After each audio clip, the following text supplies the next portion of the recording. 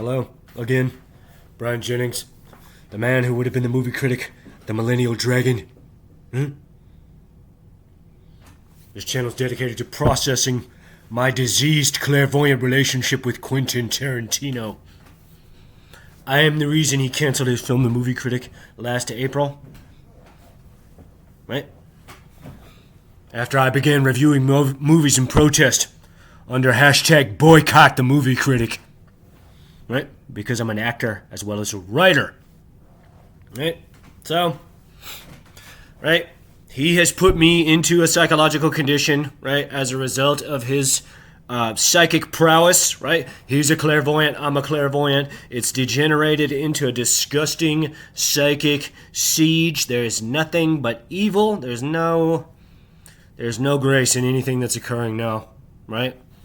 And so, right, I've been over and let him rape my mind for a year, essentially, right? Out of trust, not like, you know, I let him do it, right? I let him crawl all the way into my mind, right? Because I trusted him and I was remorseful over not respecting it, you know, in that moment, right? I was showing him, I said, I didn't respect it then, but I'm sorry, I do respect it. I see how serious it is, right? And I suspected there was a part of him who always thought, no, he just wanted to humiliate me. And I didn't. I'd never want to humiliate anyone, right? But, right? I operate on a principle, right? On a frequency of simple honesty, right? And so, I'm petting my cat, sorry. Right? When he turned his back on me, right? And it's bullshit. It's my fault. It's my fault. It's not his fault. Right? So, right? After I blew it at Tribeca, right? You ain't got to believe me. Ask Robert De Niro. Ask the director of Tribeca, whatever that bitch's name is. Right? That this is, right? Ask Paul Schrader. Ask Martin Scorsese. Right? Right? You ain't got to believe me. Right? But after I blew it, right, he entered into a campaign to compel me to lose my mind and blow my brains out, right?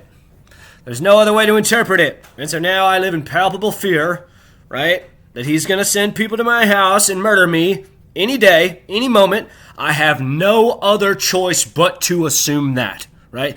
This condition that he's engendered in our minds, right, is a sick, diseased, pathological psychology for both of us, right? We both exist as psychic phantoms in the other's mind, right? That's what's occurring, right? And so, right, now that he knows he'll never break my mind, right, he has descended, right, through stealing my fear, right, through stealing my wisdom, my intellectual light, right?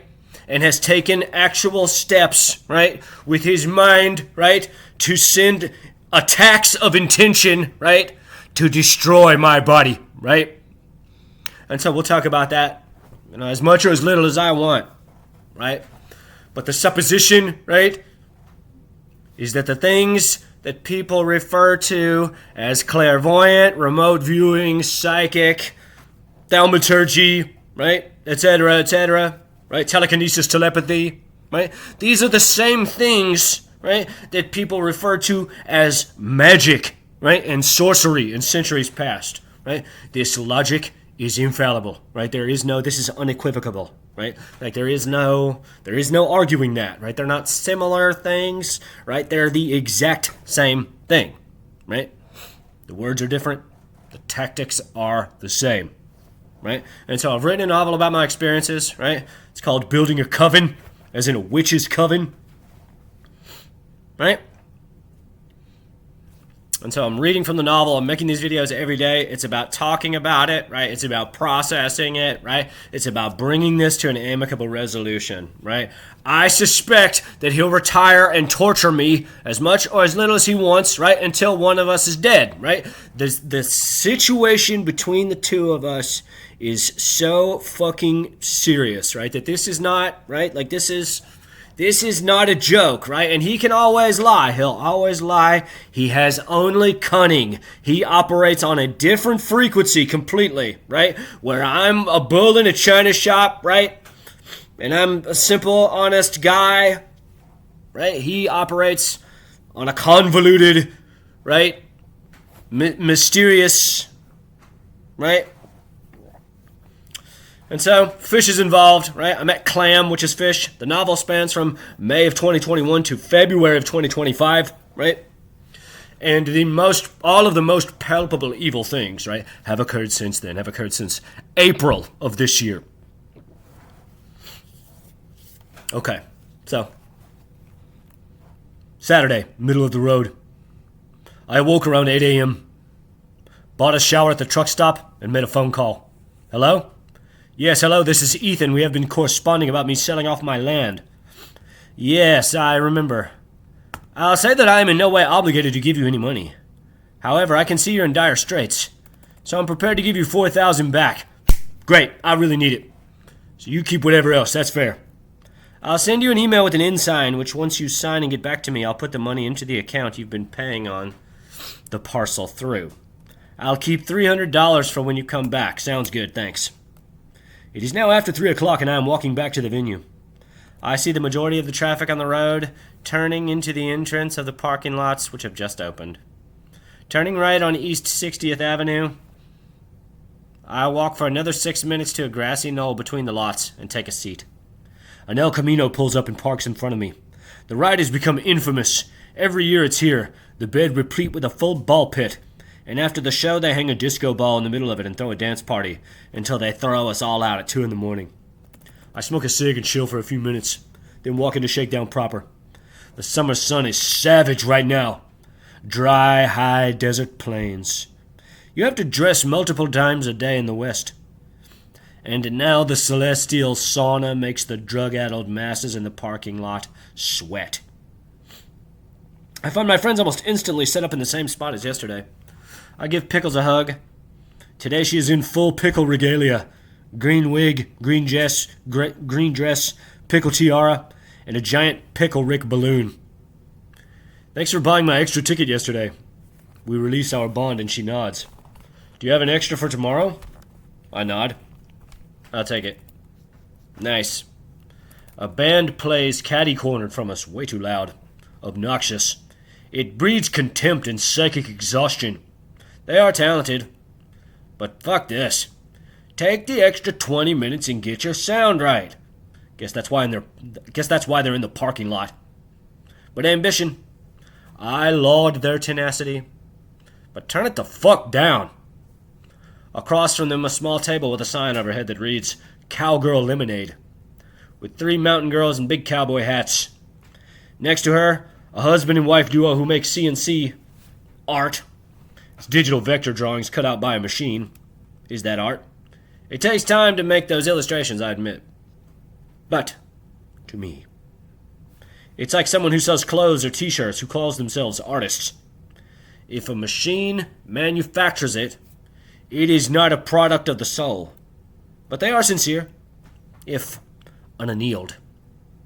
My point being that everything they make can, in fact, be made by hand. This is the philosophy of wands, of magic weapons. Still further down, the clam bitch big clit energy table. I see these bitches all around. They sell clothes and sunglasses and shit, but they also give out perverted shit as well. One of them approaches. She smiles and eagerly pushes a pamphlet towards me. I accept and she walks away. Looking in my hand, I see a pocket-sized little book of smut, circa 70s, 80s. Hardcore, full penetration, plenty of bush. I get a good chuckle and pass it around. Pickles takes it. This is mine now. A flourish of recognition.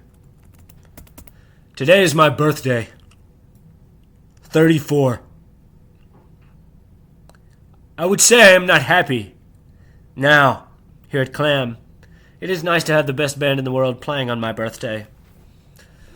But I am alone. All of my friends are products of happenstance. And these seem different, true, in that I spoke with Pickles before, and she even offered me a bed in her hotel room, though I did not have the money to contribute. She was gracious and understood, but even still, I seem an outsider. Perhaps it is my neurosis. Perhaps I've done it to myself. Perhaps the infinite of the mind's eye is all I can hope to grasp and hold in this life. I see the full picture. Alpha to Omega, unfolding within and around me at all times.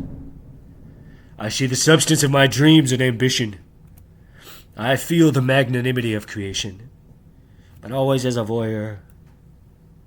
Outside looking in, the writer's born. I must codify, categorize, deconstruct, elevate, symbolize, reflect upon, and augment this electric universe. But to what end? Have I pushed myself too far intellectually? That I hover over the world incapable of real relationships with anyone?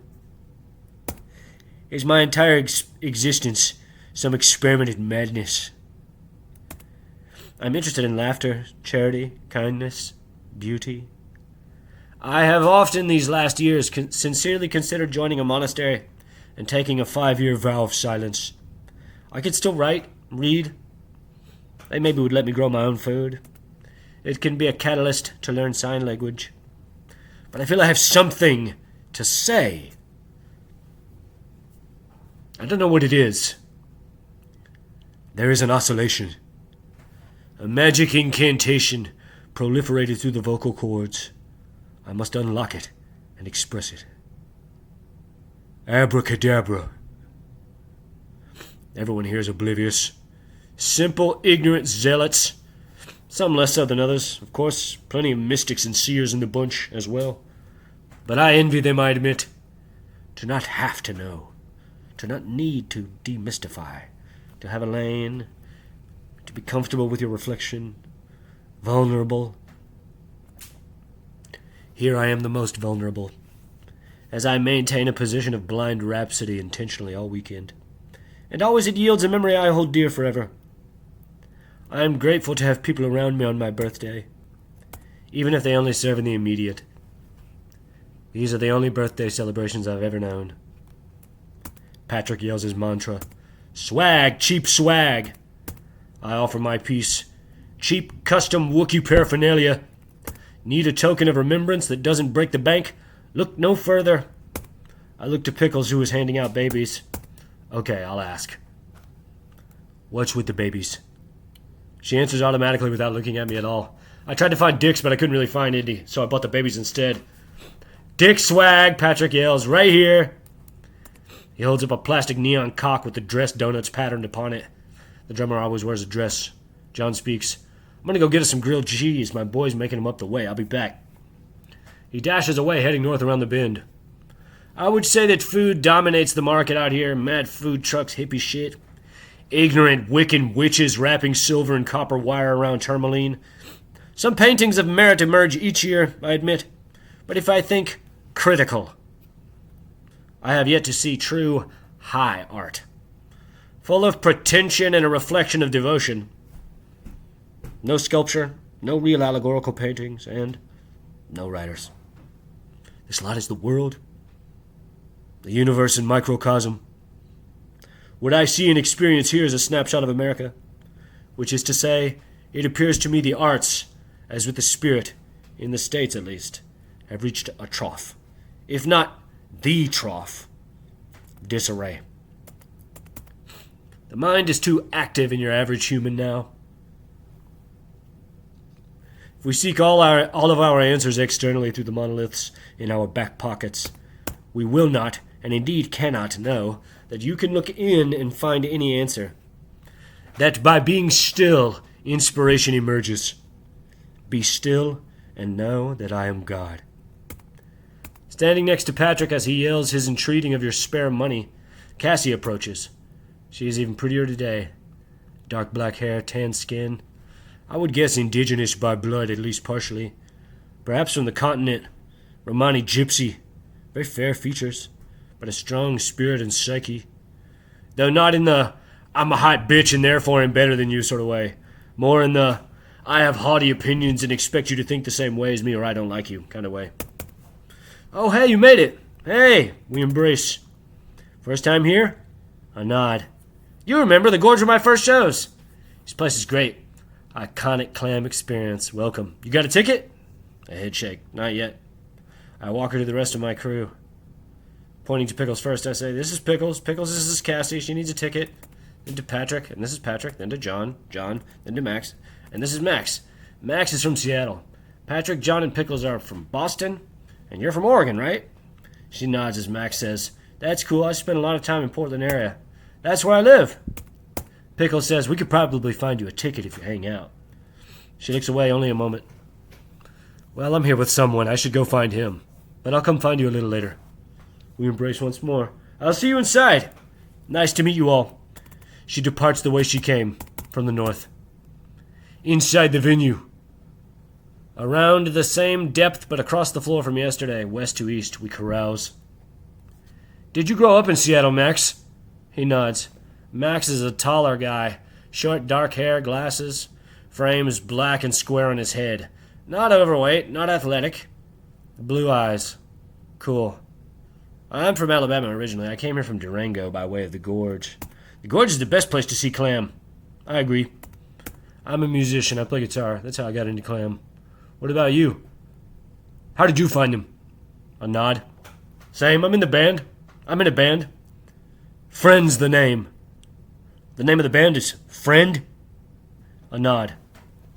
Cool. I'll check it out. You play keys? He nods affirmative, and I join. The floor is all but full now. Like the Gorge. Busier than the day before. But unlike the Gorge, I'm closer to midway here. My friends have a tendency to mosey. And it's fine, different pace, different rhythm. I would prefer to be closer. And so I'll stop there before the show starts. Again, right, this is about processing my relationship with Quentin Tarantino, right? He is one of the most powerful clairvoyants in the world, right? I am the most powerful clairvoyant of the millennial generation, right? So I am the millennial dragon, right? He has besieged my mind, right? And now, right, we're talking about it because it's just disgusting and evil, right? He has his tactics, I have mine. I've written this novel about it. Trey Anastasio is involved. I wrote him to help us reconcile, and he's cast his allegiances with evil, right? And so, right, I made a clip from a previous video. Now I'm dumping it on all their newest videos, right? I'm fucking burying the internet, right? I got 16 videos, 18 videos, however many, and I'm going to keep talking about it every day because it's my right. It's his right to lie, right? Like he can say, oh, he's lost his mind. How unfortunate, right? And I can say that he's the most evil man in the world, right? So, right, again, right? You know, to discuss tactics, right? Remote viewing is a tapping into, right, the conscious resonance, which is latent within all of the universe, right? Every cubic centimeter of the universe, right, is embedded with an infinite abstract lattice, right? Right? That this is, right? That this is your celestial skeleton, right? Right? With the perfect idealized form, right, of everything that we see and experience in the manifested world, right? And so inside of that perfectly nested electric quantum waveform of potential, right, is the divine light of mind, of intellect, right? This is the divine light of deity, right? Which is not a creature, right? It has no psychology, right? It is an abstract intellectual principle or quality, right? And so the motion, the celestial zephyr, right, of deity, right, passes through this celestial archetypal skeleton, right?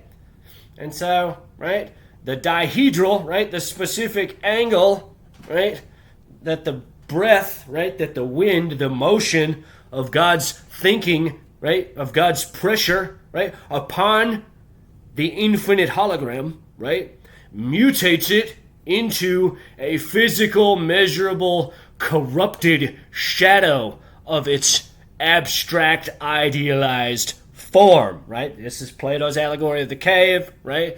That all things reside as idea inside of the divine mind, which is diffused within all space, right? And so the expression, right, of the measurable condition, right, is harmonically proportioned, right, to the duration, right, of deities breathing upon it, right? That this is how all of life is put together, right? That it begins as light, right? It begins as photons. In the beginning there was darkness, and God said, let there be light, right? And so as he continues, right? It has no psychology, it has no gender, right? Continues to think, right? Right? More complex life emerges, right? All things that can be known are known, right? The collective unconscious, right? Every memory of all time is embedded within every cubic centimeter of space, right? And so what I posit, right, is that all psychic and clairvoyant phenomenon derive from the same intellectual origin, right? That this is, right? Is there such a thing as psychic phenomenon, right? Is there such a thing as remote viewing, right? These are the only questions. And the answer is unequivocally yes. There is no, right? Like, this is old world data. This is not, right? There's no innovations here, right?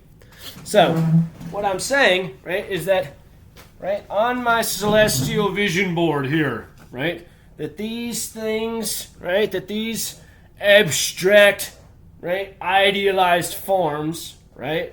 This is the beginning of Atlantis, right? The inside of Atlantis, right? 88 subdivisions, right? 8 11-sided stars inside of each other, right? That these represent, right, the quantum hologram, pieces of the quantum hologram, right? And so I suspect, right, that when Quentin remote views people, right, he just stares at their picture, right? That he doesn't do any of this, right? He doesn't understand anything about, like, how the universe is put together, right?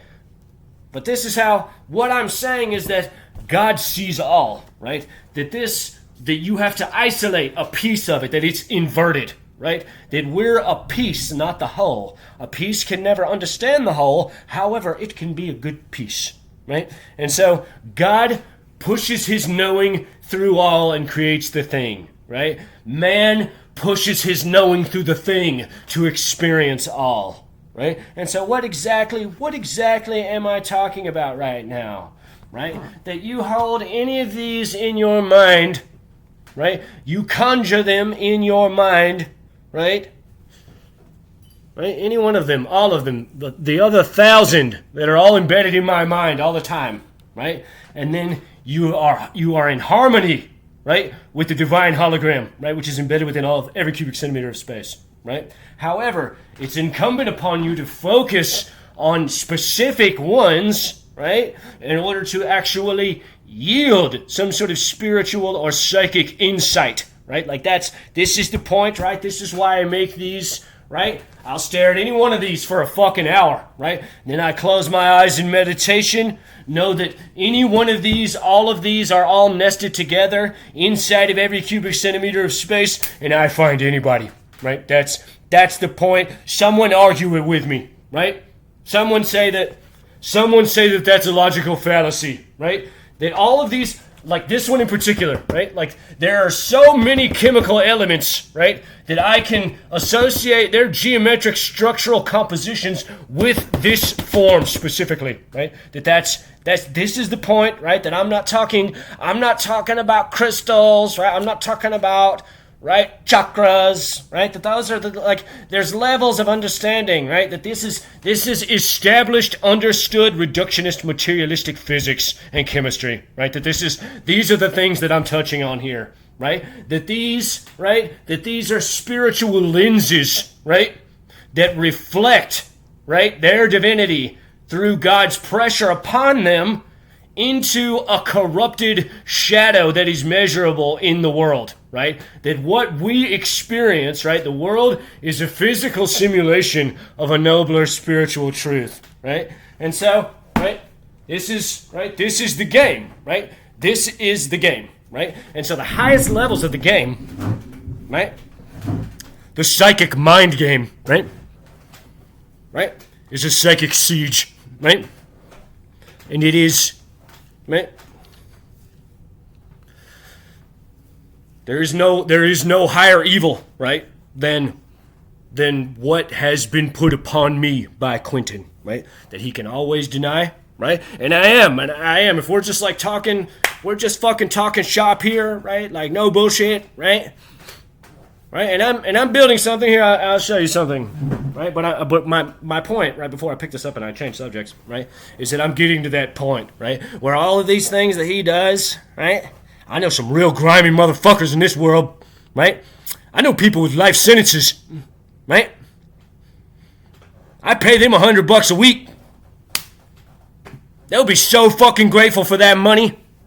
They'll do anything I ask, right? Is that what I want to do? No. That's why I'm talking about it, right? That's why I'm considering sending this to the Pope, right? That's not the way. That's his way. He's evil, right? But if it continues, right? And so the last thing that I'll say about that for now, right, is that let's just say, right, that I'm right, which I am right. I'm saying the truth. I've always been honest, right? What do you think would occur, right, if someone who's watching this videos, they say, "Oh, I'm on the side of light," right? Like I'm on this guy's side, right? I'm gonna do the same disgusting base things that Quentin does to him to Quentin. What do you think would occur? If 10 people, right, that he doesn't know, like they're anonymous to him, right, all collapsed. The same disgusting, right, psychic attacks upon him that he puts on me with him and his coven of sorcerers. One of two things would occur, right? He'd kill me, right? However, right, that's right. If they're paying attention and they see that I disappear, right, then they can escalate and say, "Oh no, he's killed him. We need to, right, we have to keep going, right? Make his life so goddamn miserable, right? Or he would reconcile with me and bring me in, and there would be a picture of us in the press, like embracing, right? That's, right? Right? And so this is my point, right? That if anyone can do these things, right? I profane nothing, right? Anyone can do these things. But if I do it, right, he knows exactly where I am. And I posit that he is the most disgusting, base, evil man in the world. And he's also a coward. And even though this is the game that he signed up for, right, if I put that same magic on him, right, no, he would fucking murder me. He would murder me and my entire family, I'm sure of it. Right? I don't care what he tells people at his fucking hip Hollywood dinner parties. This is not a fucking child's game, right? This is not... Right, and so I'm getting to that point, right? But I'm gonna get something real quick.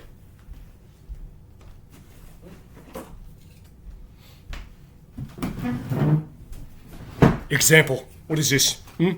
Was this a $4 magnifying glass? Right? What if I...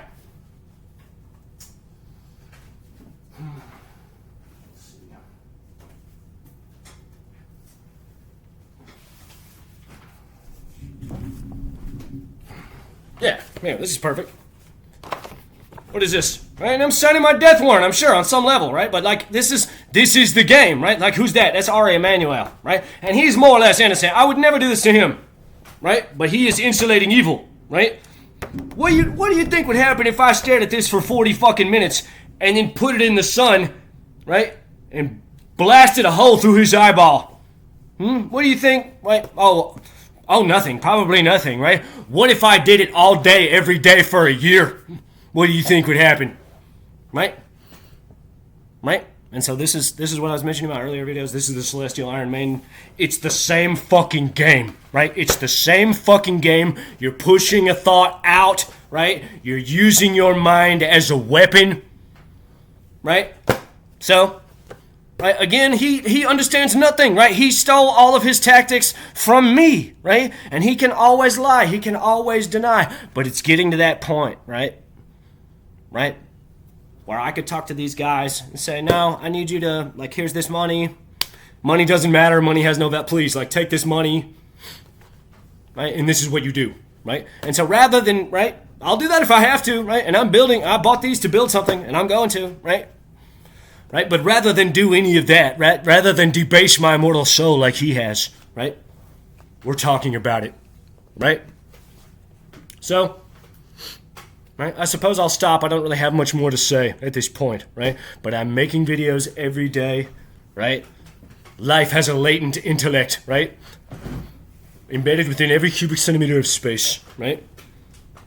right? The psychic phenomenon, clairvoyance, right? Non-locality, quantum entanglement.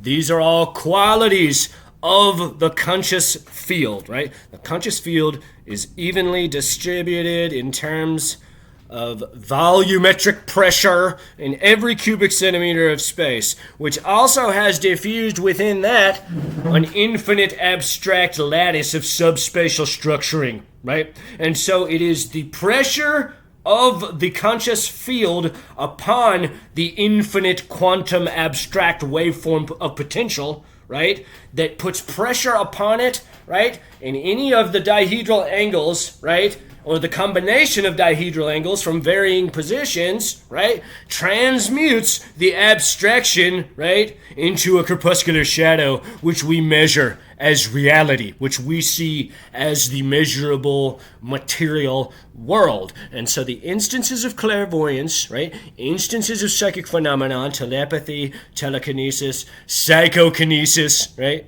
all of these things, right, all derive from the mind of man tapping into the non-locality of the conscious field, right? And so the highest levels of being an adept, right, allow the adept to behave just like God, just like deity, right? That they exert a psychic intellectual pressure, right, upon some area of the firmament that they seek to transmute, right, uplift and destroy, right? And they succeed, right? Or they don't, right? And so this is the life and death, right? You can heal the sick, right? Pious people, right? You could take diseases into you, right, from other people, right?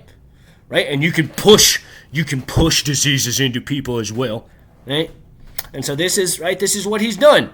This is what he's done, right? He has descended into actual evil as a result of stealing my intellectual light, stealing my wisdom, right? And so this is his game, right? He plays a sick psychic voyeur game, right? And now he's done it, right? Now he's cast, right? He's cast the ultimate spell, right? Per his fucked up standards, right? And so this is why we're talking about it, right? That there's no. I can't control what he does, right? I can't, right?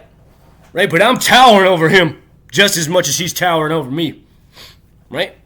And so I accept, right, that I can't control what he does, right? I accept that he has the potential within himself to torture me, right, and eventually kill me, right? He can kill me at any moment, right? I accept that, right? But he doesn't have the right to do it and have me not talk about it, right? So this is the condition, right? I'm insane. That's what he's going to say. That's his only argument, right? However, what does Robert De Niro have to say about it, right? What about the screening of Jackie Brown, right? What about that theater I sent my first letters to, 1822 North Vermont Avenue, right? This is the actual story of the movie Critic, right? Uplift your soul to God. See what's good in your life. God bless. Like, comment, subscribe, share. God bless.